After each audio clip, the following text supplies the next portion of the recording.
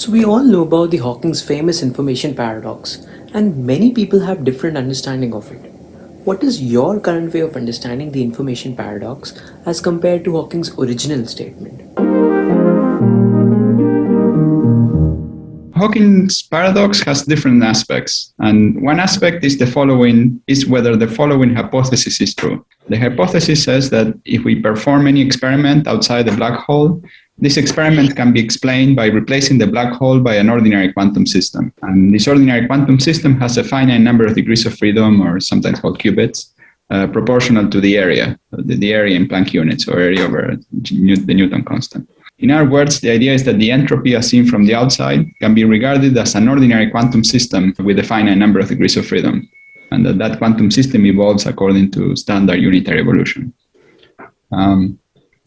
Now, the question is whether this is true or not, and in addition, whether, of course, we would like this to be true, and in addition, reconcile this with the idea that the bulk is described via semi-classical gravity. So the bulk space-time is described via semi-classical Einstein equations, and one would like to see how that is consistent with this hypothesis.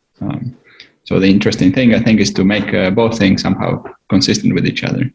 That's what I view as that's the paradox somehow. Now, Hawking argued that this hypothesis cannot be true. So he argued that due to certain properties of the space-time geometry, it could not be true. In particular, he emphasized that Hawking radiation is entangled with its partners in the interior. So when Hawking radiation is produced, it produces a particle that goes out and another particle that goes in, and these two are entangled with each other. And since the interior is not accessible from the outside, then we are missing part of the quantum information of the system.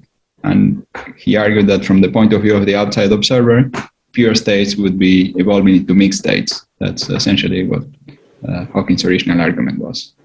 And the one question is, well, what's wrong with that argument, and if it is wrong, and so on, to resolve it purely from the gravity point of view. So there have been many proposals to solve this puzzle over the years, and one of the famous ones is the islands proposal. Could you please describe the islands proposal? One aspect of the information paradox is the following question. So suppose you form a black hole and the black hole evaporates. You could form it with a pure quantum system. And then the black hole evaporates. If the black hole has a standard quantum mechanical description, the entropy of that radiation after the black hole evaporated completely should be zero. And so the entropy could in the beginning rise because there could be entanglement between the radiation and the remaining black hole, but then it would have to go down and become very small. So the question is whether Hawking radiation has that property, where the entropy of Hawking radiation has that property. And so this problem is a little sharper than the initial problem because it boils down to just a single number. But I mean, you could compute it as a function of time as the black hole, as the radiation is emitted. But it's that quantity that is well defined and can be calculated. And so it's the question of really computing that quantity. Now it turns out that for gravitational systems, there is a way to compute the entropy using an area formula. So this, an example of this is just the Bekenstein formula for the entropy of black holes. But now we have a better formula. It's called the Ryuta-Kanagi formula, which is supposed to give us the fine-grained entropy of the system, so the actual quantum or von Neumann entropy of the system. And so this formula, as I said, was initially proposed by Ryuta-Kanagi, and then it was further improved by other authors, including an area term and some quantum corrections. And this full formula could be viewed as an improvement over the Bekenstein formula. So the Bekenstein formula would give us the coarse-grained entropy, while this formula would give us the fine-grained or full quantum entropy. And this formula was initially proposed as a conjecture, but now it's been argued for using a method, a derivation, very similar in spirit to the Gibbons-Hawking derivation of the black hole entropy. So it is an argument that this is the right formula for the entropy, but it's only an argument for the entropy. It does not give us the density matrix itself. So you still have to make the hypothesis that the density matrix exists, but it's somehow some way, internal way within the gravity theory to compute this entropy. And when we use this entropy for computing the entropy of Hawking radiation, we have to consider certain spacetimes with replica wormholes and so on, and that's where these islands come in. But it's basically, you could say it's a straightforward application of this formula. Using this formula, we get an entropy which is, for Hawking radiation, an entropy that is in agreement with this idea of unitary evolution. So in some sense, we could say that the gravity theory is self-consistent with the idea, or is at least consistent with the idea that the system evolves unitarily. A black hole evolves unitarily as seen from the outside. So one surprising aspect of this computation is that when we are computing the entropy, we should consider the exterior Hawking radiation together with some region inside the black hole, which are sometimes called islands. And so when those two regions should be taken together to compute the entropy, and then the entropy becomes small because you're having both the Hawking radiation and the partners, and together they form a pure quantum state. Now the fact that you should include the interior just follows from the calculation. It's not an input to the calculation. So I should also emphasize that this version of the Rutta-Kanagi formula, so that the full version including the quantum term, was proposed before it was applied to this problem. So the recent progress was the realization that in this context, it really gives us an very interesting answer. But it was not something that was pulled out from the hat, invented to solve this problem. It was developed to understand features of ADS-CFT, of the ADS-CFT correspondence. But you don't have to know about that ADS-CFT correspondence. You just need to know about semi-classical theory of gravity in order to apply this formula. Our everyday experiments are seemingly local, and locality has always been a central tenet on which we build our theories in physics. Then how do we reconcile these non-localities that have been proposed in your theories? Aren't we missing something? It is not clear how a full unitary description is fully consistent with the locality of the bulk theory. But the computation of this von Neumann entropy that we've been discussing is done using the local gravity theory. And a central element is the idea that you could have connections between different universes, or topologically non-trivial configurations in the geometry of the universe. That was a central feature, but you don't need to assume any non-locality in the theory. So somehow you get this answer without assuming any explicit non-locality beyond what comes from, entanglement or connections between different universes, which are both things that are allowed in general relativity. The nature around us is formalized by a Lorentzian spacetime, which has real time. But the recent islands proposals have heavily worked on Euclidean spacetime. Then how can we apply these ideas to reality?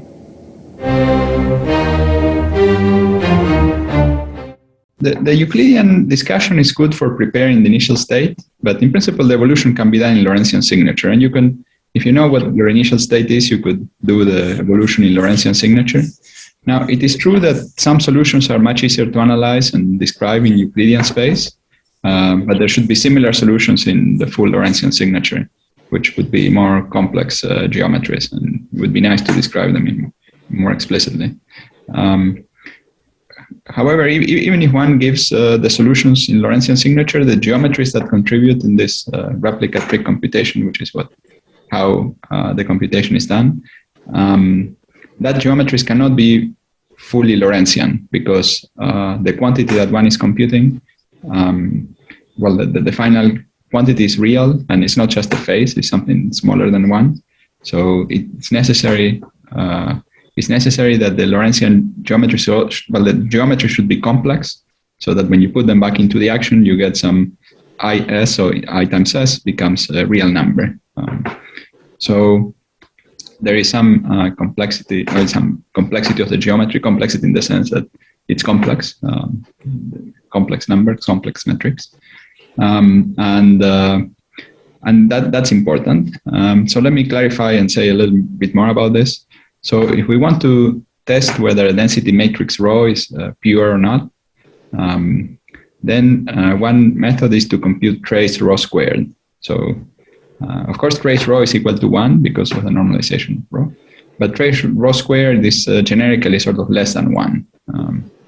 And it's only equal to 1 if you have a pure state. So somehow if your density matrix rho is just 1, 0, 0, 0, 0, in that case, rho squared is equal to rho, and then trace of rho squared is 1. Now, we can compute trace of rho squared using the gravity picture by using the so-called replica trick, which involves having 2 copies of the initial spacetime, and then we connect them in some particular way that is related to how we define the density matrix. And you compute the geometries corresponding to this, to the particular boundary conditions that correspond to computing trace of rho squared. And even if we are in Lorentzian signature, we expect that when we make these connections, we get something less than 1. And if you have a very entropic state, we'll get something much smaller than 1. So the more entropic the state is, the smaller this trace of rho squared will be. Okay. Now, if we do the computation using the naive semi-classical geometry, so the geometry that Hawking was considering, trace of rho squared becomes very, very small at late times because the radiation becomes very entropic. So now, in any situation in physics where we compute some quantity and it's very, very tiny, we have to take into account that perhaps we are forgetting some other process that is unlikely but might give us a bigger probability. And well, this not only applies to physics but to many other areas of reality. And in this case, indeed, there is some other geometry, which are these replica wormholes, which involve some non-trivial topology, and we pay a kind of a penalty for considering this, a penalty in probability for considering these non-trivial geometries, but we gain from reducing the entanglement between the Hawking radiation and its partners. And in the end, we get a result which where trace of rho squared is let's say, might be at intermediate times is smaller than 1, but it could be bigger than the one you get from the Hawking computation. And so that would tell us that the entropy is not as large as you thought it was. The entropy of Hawking radiation. And that can then give you an entropy for Hawking radiation that rises, as Hawking would say, but then it becomes smaller, as Page famously said that it should be in order for the black hole evolution to be unitary.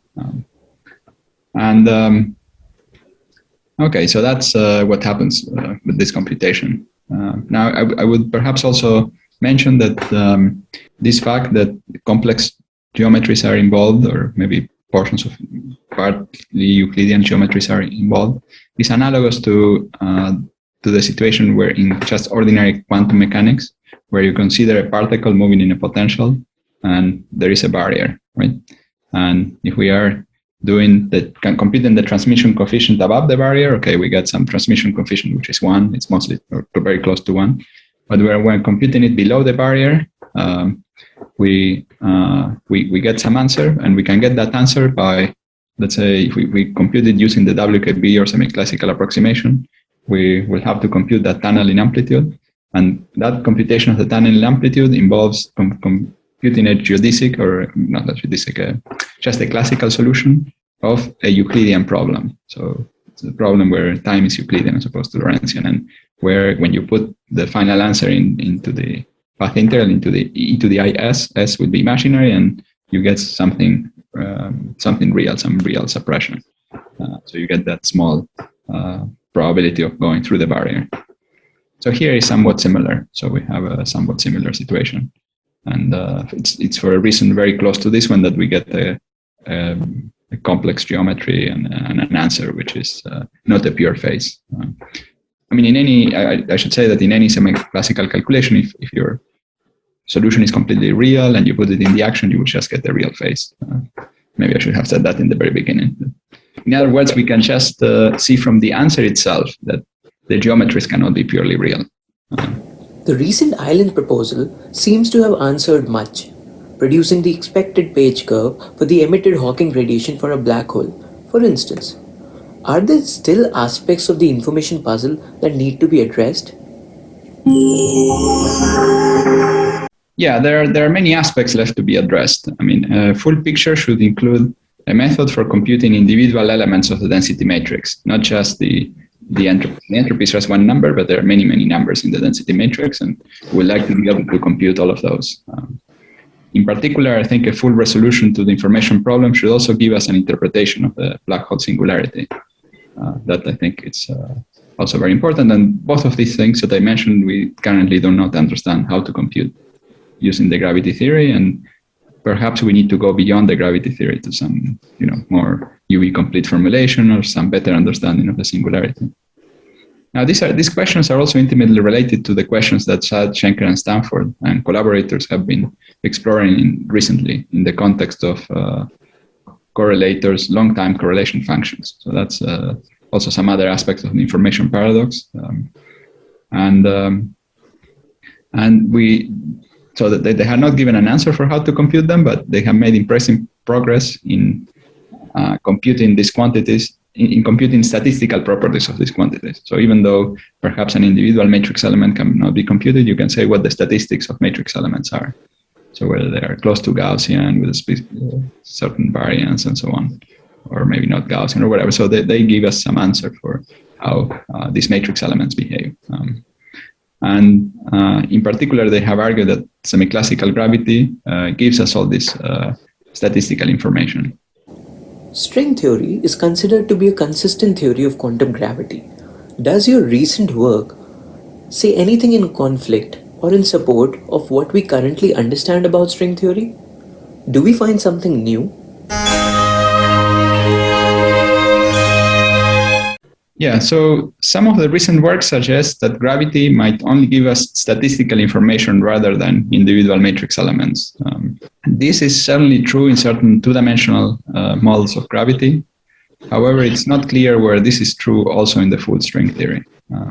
Of course, the traditional view is that string theory is a full theory that should give us a complete answer, for example, for the matrix elements of radiation. So I think there is a certain tension, between the recent result and the traditional picture that we had in string theory. And I think this tension is welcome, and resolving it will help us probably understand the theory better. Your recent theories talk about various kinds of wormholes. What are these wormholes? And what roles do they play in your proposals?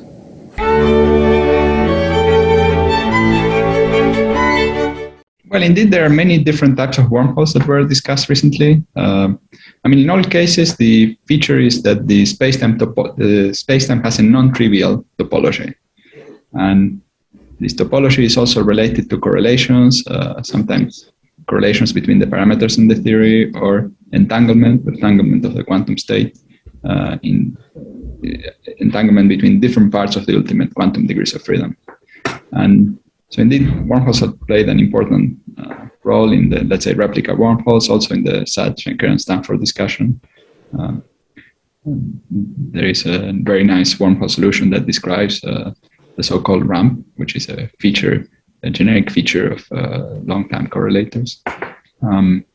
There have been also, wormholes are present in some old solutions, like the Schwarzschild solution, where they can be viewed as due to entanglement between the quantum degrees of freedom of the black hole. And there are also configurations where you can have traversable wormholes, where you couple the two black holes. So there are various kinds of wormholes. They all share some features in common, and they're very closely related in all these cases. What do you think is the next promising direction that these ideas of wormholes and islands may take us in? Well, I think we would hope to understand better how to compute individual matrix elements, and that perhaps this question might lead us to a new picture, a better picture of what happens at the singularity and how we should think about the singularity. So I hope that leads to a better picture of the black hole interior that can explain the singularity. And let's say as a more long-term question, you would like to be able to take away the lessons that we learned from this black hole problem and apply them to the initial singularity in cosmology, which is somehow a tan reverse of this problem. Yeah, so that would be the ultimate. And then after understanding that, perhaps make some experimental prediction for cosmology. That's a long-term goal, and hope. Let's hope it's not a long-term goal. Let's hope it will happen very quickly. That someone will have the ideas necessary to make all of this work. How were these ideas of islands and wormhole conceived? And how do they relate to the famous ADS-CFT correspondence conjecture? Well, like many ideas in physics, they were conceived via a somewhat convoluted way, and then later you can sort of streamline their logic. So the ADS-CFT correspondence can be viewed as a concrete situation where something like this so-called central dogma is true, in the sense that the whole physics inside ADS is given by quantum theory living at the boundary. And we can say the conjecture gives the precise form of that quantum system. And in those cases, it doesn't look too exotic. It's just like an ordinary quantum field theory. Now, if you assume this conjecture, then you can compute these matrix elements that we were talking about before. But I think the problem is to understand the connection between this boundary description and the bulk gravity theory. So the question is it also possible using bulk, a theory that is defined in the bulk, such as string theory and so on? Is it also possible to compute these matrix elements? So that's an alternative question. That's an alternative way. Is it true that there is a kind of duality between two possible descriptions? I mean, currently in some way we understand better the quantum field theory description, but hopefully in the future we'll understand also better the bulk description, and we'll be able to, in principle at least, give a formalism that could, in principle, compute everything purely from the bulk theory. And lastly, what piece of advice would you like to give to a young audience over there? As people sometimes say in a different context, you should think globally but act locally, in the sense that you should try to always understand what's the big picture, what are the big questions, let's say in quantum gravity, where are we really going, what types of questions we'd like to answer most. But at the same time, you should concentrate on making progress on concrete problems. So you will perhaps be working on a very concrete, very narrow problem, and you should concentrate also making progress on that problem, and also keep in mind how this problem will help you find general lessons, from the concrete computations that you are doing. And it's also useful to keep in mind that if you're trying to find a certain physical phenomenon, you should try to find it in the simplest model you could probably imagine. So just to try the simplest realization of that phenomenon, trying to take away the extraneous features. So that's another general advice. That if you